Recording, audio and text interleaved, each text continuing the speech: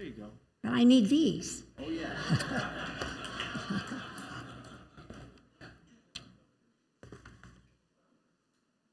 Spiritual teacher Mary Morrissey shared with me a teaching story about a group of scientists who, having discovered the secret of cloning, decided they would have a conference with God and tell God that she was no longer needed. Yes, God had created humanity and all of life, in fact, from the very dust of the earth. But now science has taken over the job, and God could retire. So the top scientists of the world gathered together and called God to a conference. Having been told that she was no longer required, God said, "Explain this to me." And the scientists said, "We now know how to make life out of dust ourselves." And God said to them, "Well, then, okay, you go ahead and show me how you do that." So they reached down for some dirt, and God said, get your own dirt."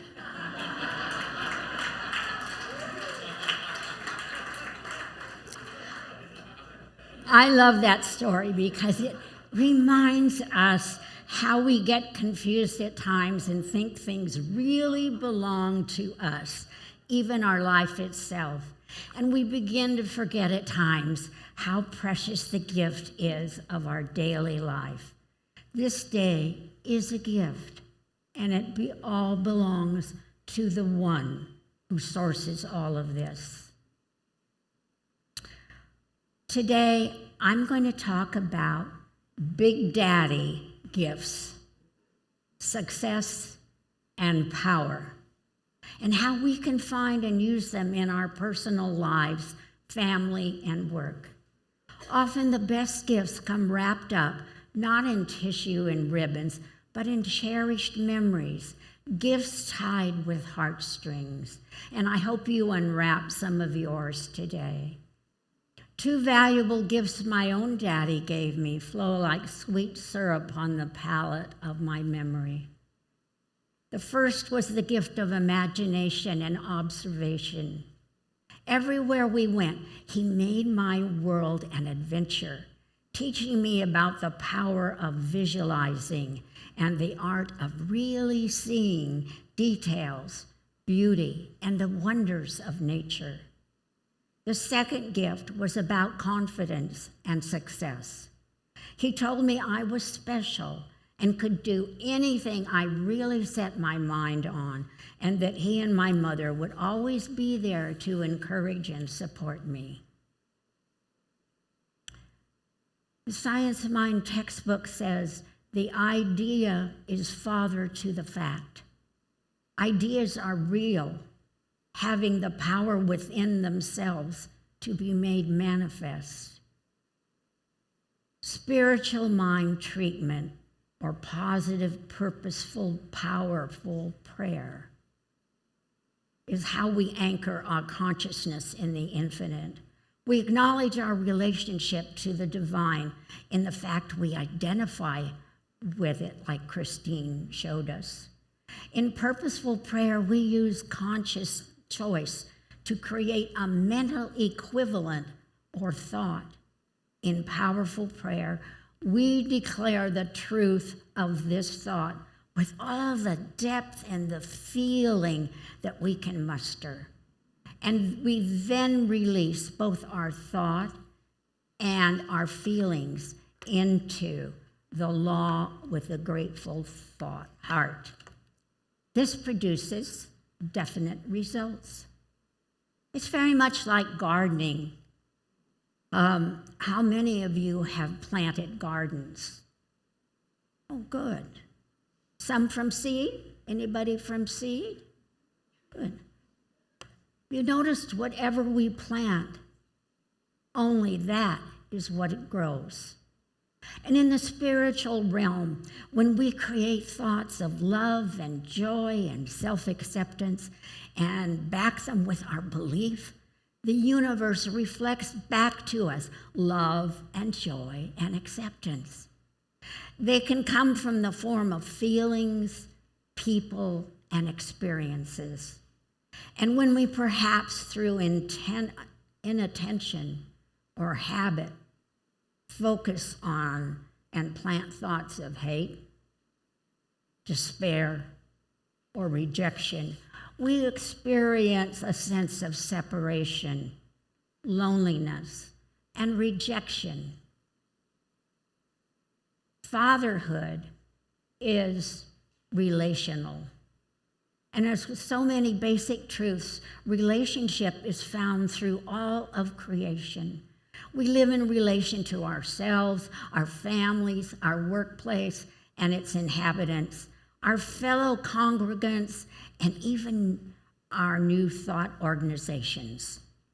We live in relation to the presence of life itself, spirit, the God within. Dr. Holmes refers to both the biblical concepts of Father and also the science of mind in this quote from our textbook. One God, Father of all, who is above all and through all and in you all. It would be impossible to make a clearer statement of truth. Sound familiar? The Bible says that Jesus, the teacher, talked about a heavenly Father, a big daddy, God, intelligence, who had already made the gifts of divine potentiality, our inner power, and of loving guidance that are within each and every one of us. Did you ever stop and ask yourself, why is it that some people are more successful than others? Why do some people make more money, live longer, have better relationships, while others always just get by? Is it because those who get ahead were born with more money or talent or brains? Is it because success begets more success? Is it because they always happen to be in the right place at the right time? The fact is, some people do get ahead for those reasons. And after all, it's a lot easier to climb the ladder of success if your parents are holding the ladder. Some people do seem to have highly marketable talents or brain power, and others seem to constantly be blessed with incredible opportunities.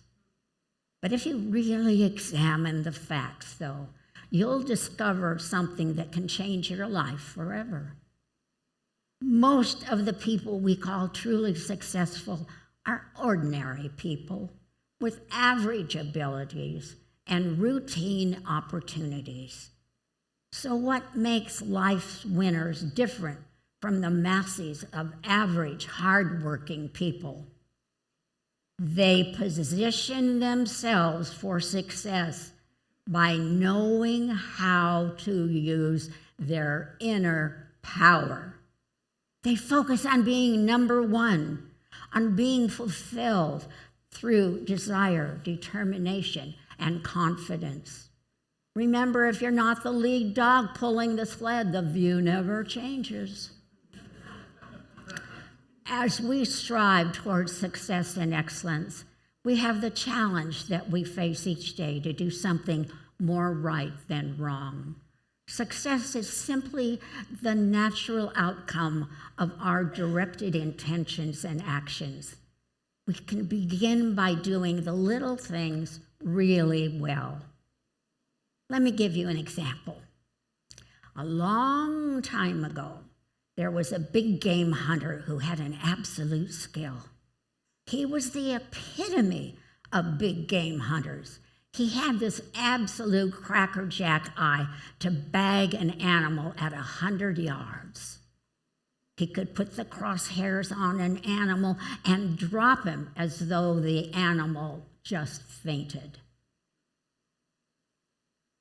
While his trophy room was full of game taking at 100 yards or more, he had never acquired the Bengal tiger.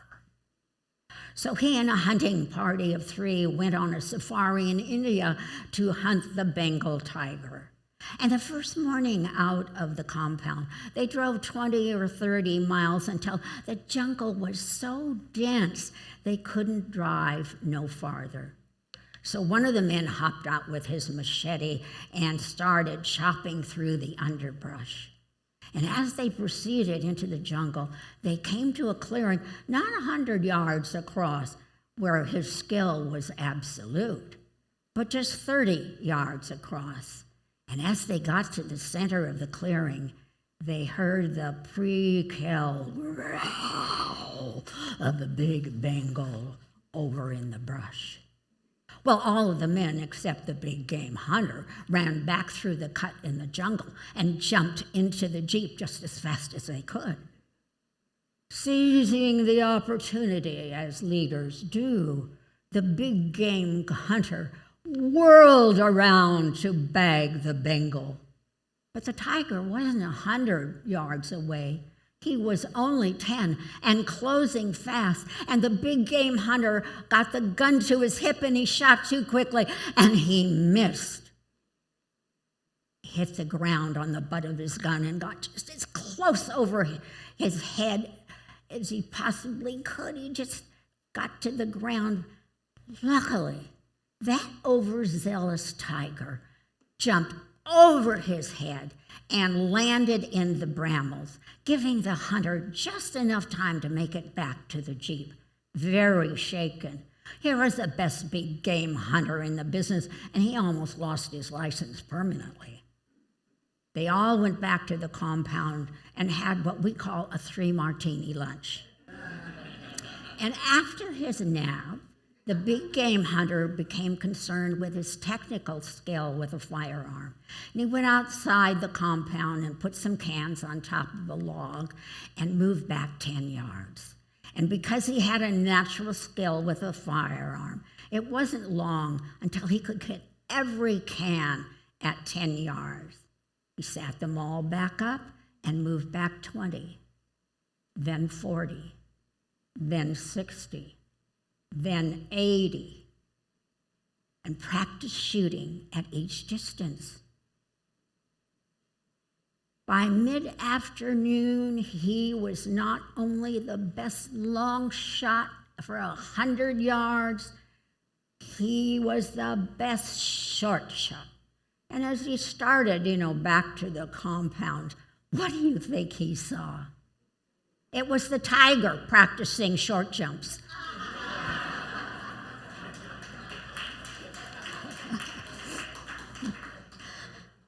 How do you define success? I like the definition that success is achieving what matters most to you in every area of your life and relationships. This morning, I'm going to give you the secret to happiness and success. I'm going to talk about accepting that you already are the power. Power is defined in the dictionary as the ability to do, capacity to act, capability of performing or producing. Perhaps some of you are unhappy or lonely or feel like a failure, and you might be wondering, how do we find and accept this power? Well, here are 5 steps to consider. The first is, so exciting for me when this happens. The first is, develop a consciousness of power. All of us must really know and remember that our life and God's life are one and the same life. We are the precious individualization of that power and co-creators through our thoughts. Ernest Holmes, our founding minister, the founder of Science of Mind, said, "There is a power for good in the universe greater than you are, and you can use it." How many of you have heard that before? Of course, you have the choice to reject it, if not see it, not feel it. But remember, you're entitled to as much good as you desire to use in your life. Dr. Holmes also said each one of us today is the result of the use that he has made of the law of mind, either consciously or unconsciously. And as soon as we realize this, we shall see that we are now is the result of what we have thought, and the answer to what we shall be is contained in what we are now thinking. By recognizing and unifying yourself with the presence and the power of God, which is always present and immediately available to you, you are free to co-create your reality. Creative energy is limitless, and your limitless possibilities happen when you accept your sovereign power. Power is the creative principle guiding your thoughts. Real power is always personal power. It's never power over other people or over the world. It comes from the strength of your choices and the steadfastness of the belief in yourself. Our power, the power that really means something personal to us, comes from knowing how to live healthfully, lovingly, and prosperously in the world, just as we find it.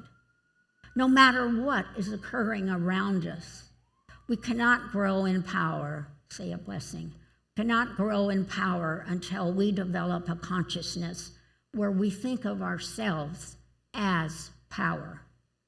We have the choice to use this power in any way. It's like the power of electricity. We can use it wisely or we can misuse it. You can never be defeated unless you give up your personal power. Have you? Take care that you are in charge of your thinking. Direct your mind to creative thoughts that you would like to see materialize as realities in your own experience. Jesus has told us that we always demonstrate our consciousness. Remember, what you think about, you bring about. You have to be growth-oriented. People who excel are excited about learning and growing and becoming. They are willing to change and release false beliefs in old behavior patterns or negative emotions that have blocked their good. Power comes when you go within. Your answers aren't out there in the objective room. Everything works from the inside out, from the cause to the effect, and from the thought to the thing. In theory, it's very simple to change our thinking, expectation, and ultimate awareness so that we can bring about desired changes in our lives. In actuality, it's work. It requires interest, determination, patience, forgiveness when we make mistakes, and practice, practice, practice. Sometimes we don't realize that we get caught up in old habit patterns. I heard that a old man invaded a supermarket, Albertsons, and leveled a huge pistol at the frightened cashier and snarled, "Put all the money from that cash register in a bag and give it to me." And in a quavering voice, the young lady asked, "Paper or plastic?"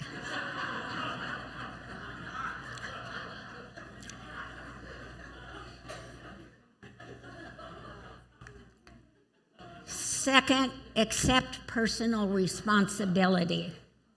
The word responsibility is the ability to choose our response. It's a fact that we're accountable for the consequences of our behavior. When things go well, the non-responsible person thanks his lucky stars. And when things go badly, that person looks for someone else to blame. It may seem scary, but we must assume total personal responsibility for the way we think, what we believe, the way we feel, how we express those feelings, and the way we live, what we allow in our life, and what we're taking in and what we're giving out. And until we do that, we can't change anything. It's important to know that even though we are depending on divine mind to lead and direct us, we must do our share of the work. We must believe that we are the instrument for good, for successful, happy living. We can respond creatively without blame or guilt, forgive ourselves and others, and take the action that gives us dominion over our lives. Taking initiative does not mean being pushy, obnoxious, or aggressive. It does mean recognizing our responsibility to make things happen. In order to be successful in life, we must make the right choices. Or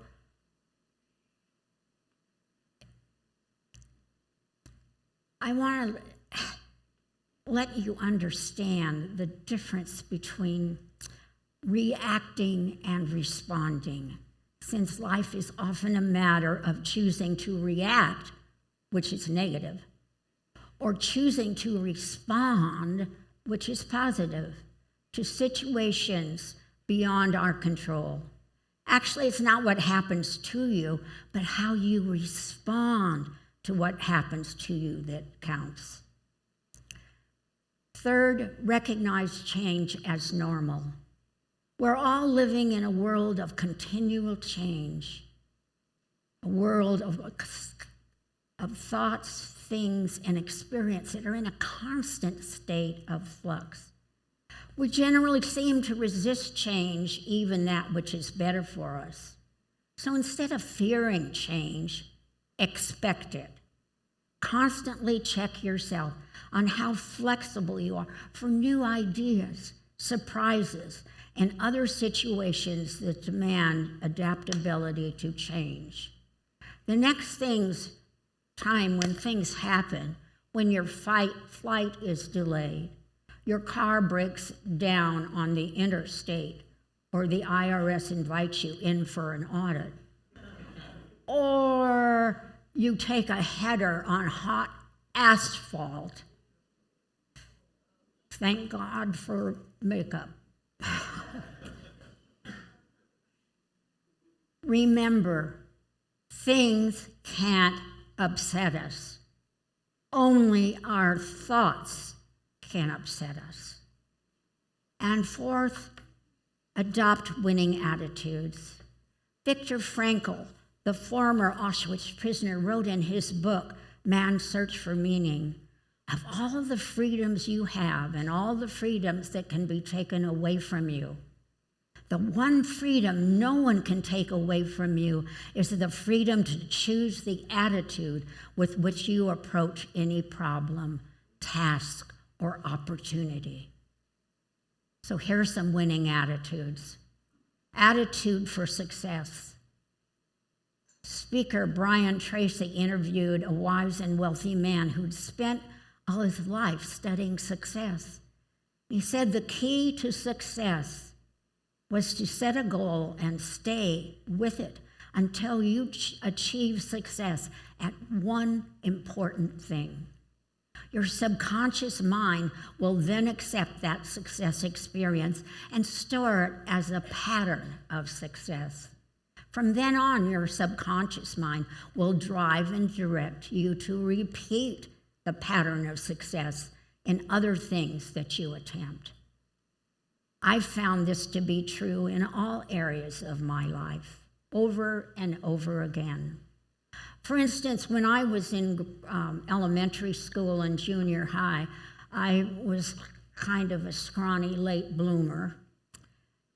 Were any of you the last one picked on a team? I ran as a candidate in every school election, and I tried out for all the teams. and cheerleading.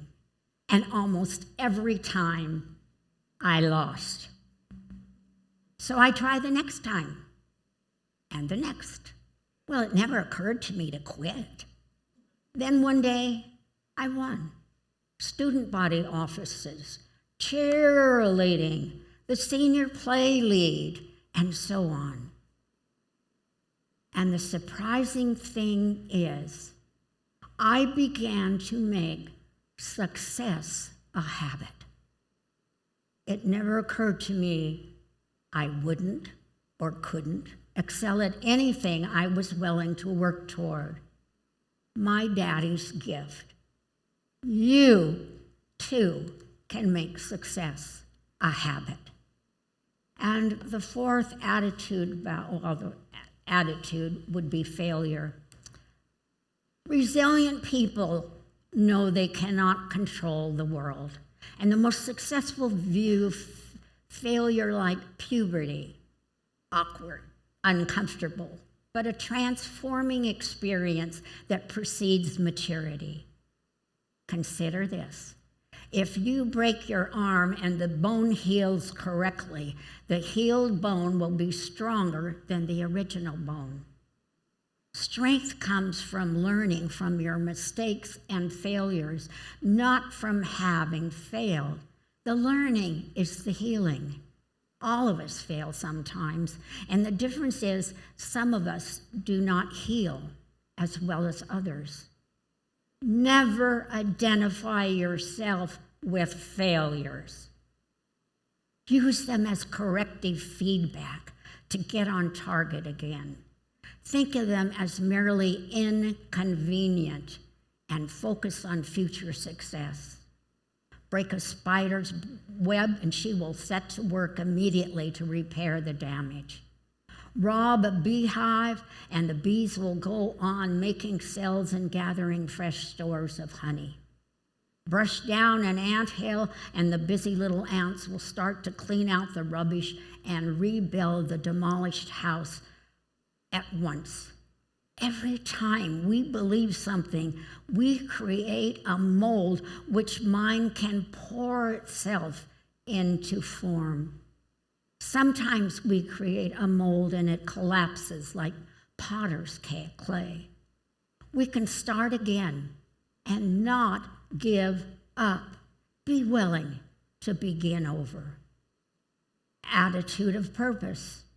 A strong sense of purpose and vision gives meaning and direction to our lives. It helps us develop courage and a willingness to change and risk. Although we have problems, we have the ability to think creatively to solve them. Begin by counting your blessings and an attitude of positive self-image. Self-image is believing and acknowledging our worth and value and significance. It's the mental picture we have of ourselves to achieve. Our self-esteem, the feeling that we deserve success, plays a big role. These two ideas will help you. One, love and accept yourself as you are right now. And two, stop criticizing and putting yourself down. Here's what I mean. Every day, Pat and Mike sit down to eat their lunch. While Mike would quietly begin to eat his sandwiches, every day Pat would go through the same thing. Opening his lunch, he'd take a quick look and glance and begin to scream, "Oh no, not this again. Peanut butter sandwiches. I hate peanut butter sandwiches." And each day Pat was louder and wider. And finally Mike couldn't take it anymore and he yelled over Pat's ranting, "If you hate peanut butter sandwiches so much, why don't you tell your wife you don't like peanut butter sandwiches?" And grabbing Mike by the throat, Pat yelled back, "You leave my wife out of this. I pack my own lunch."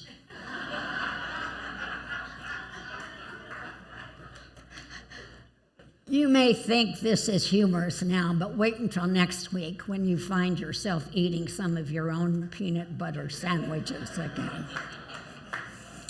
Attitude of personal confidence. This is taking charge of your life, believing in your abilities, and knowing you can do something. Henry Ford said, whether you can or you can't, you're absolutely right. Here are some suggestions to help. Rid yourself of expressions like, I'll try, or I can't. Concentrate on the task at hand. Break your challenge down into bite-sized tasks and do one at a time. Prepare yourself for what you plan to do. Build your greatest strengths. Learn from your setbacks. Surround yourself with people who believe in you. Feed positive thoughts into your mind. Compliment yourself and others frequently. Reward yourself of your victories. We have the power to choose our own destiny. An attitude of commitment to excellence. The last attitude. Don't be satisfied with simply getting by or being good enough. Insist on being the best you can be and find joy in your life. What you're doing right now is laying the groundwork for tomorrow. Let go of the past and concentrate on today. Remember, the point of power is always in the present moment. Watch your thoughts, words, and self-talk. Your words become your actions, and your actions become your habits. What are you talking about? Is it positive? Our parents were right when they admonished us to say something nice or say nothing at all. Practice patience. We live in an age of instant everything. Instant coffee, instant foods, instant pain relief, 5-day miracle diets. We want our healings right now. We can pray here on Sunday, and if nothing happens by Tuesday, you might change churches. There's a Chinese proverb that says, with patience, the mulberry leaf becomes silk. Truly successful people recognize that there is no instant success. We must accept that everything we need comes to us in the right time, space, and sequence. Make the commitment to understand and put the principles you're learning on Sundays into your daily life. Develop your self-awareness, the God within, by using spiritual mind treatment and affirmations, quieting your mind through meditation, and visualizing your inner power. Take classes, study, read books, turn away from negative conditions, and then daily embody these ideas in your heart as well as your mind. I have a handout. Some of you may have already received this with a little affirmation on it, but these are the 5 steps for finding and accepting your power. 1, develop a consciousness of power. 2, accept personal responsibility. 3, recognize change as normal. 4, adopt winning attitudes. And 5, practice the science of mind principles. Now, here's the secret to happiness and successful living. We create the world we live in by our choices of actions, attitudes, and words. By our thoughts, we either succeed or fail. It is vitally important that we recognize this principle of life, that the person who can control his or her thoughts properly and adequately at all times is happy and successful. You can change your life if you understand that. This causative principle is not just a little bit of power or a great power. It is all power. And you are the power. And if you can control your thoughts and believe this and act as if it were true, never wavering, not even once, no matter what happens, you will prove it very quickly. If you have enough courage to do this even for 1 week, you'll prove it. There can be no failure in divine mind. The mind is the power upon which you are depending, and the mind that created this universe.